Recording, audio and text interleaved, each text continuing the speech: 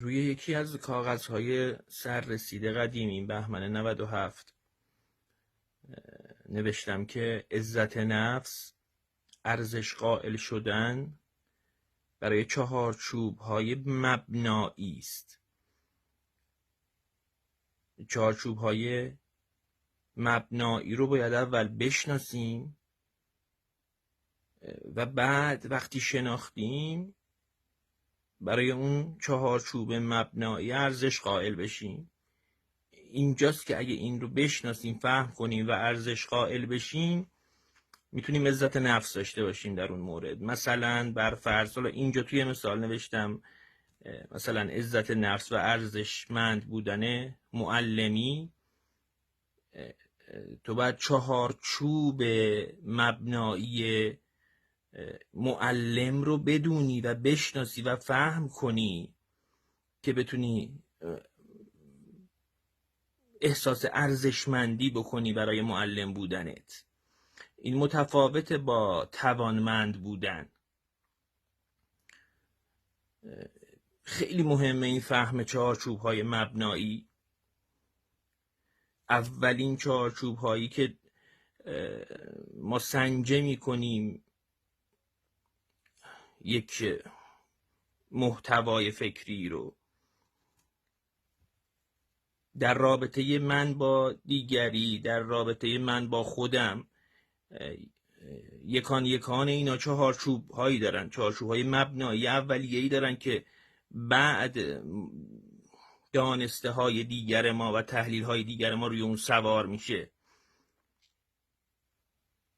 ما معمولا در مورد خیلی چیزا اون وسط ها سرگردانیم. امکان نداره که تو چهارچوب های مبنایی رابطه خودت با دیگری رو، با همسرت رو، با هر کس رو نشناسی و بعد بتونی تو اون رابطه، تو اون کنش ورزی که میکنی در مورد اون رابطه، احساس عزت نفس داشته باشی.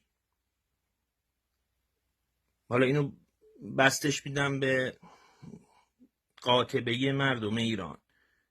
اگر حس میکنیم که مردم ایران یه کمی عزت نفسشون در مورد توانمندی خودشون، ارزشمند بودن خودشون، ایرانی بودن خودشون کمه، که کمه تو اکثریت مردم،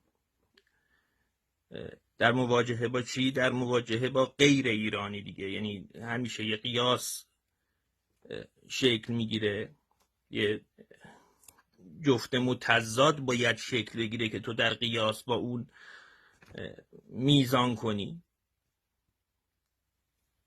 اگر این عزت نفس کم هست، احساسش که هست، اولین دلیلش اینه که ما چهارچوب‌های مبنایی هویت خودمون رو به مثابه سوژه ایرانی نمیشناسیم، درک نمی‌کنیم.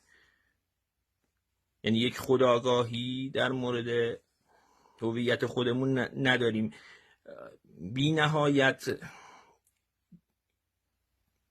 کدهای تاریخی داریم، بی نهایت دانسته های عقلانی داریم، بی نهایت منش های فرهنگی داریم، بی نهایت منش های اخلاقی داریم.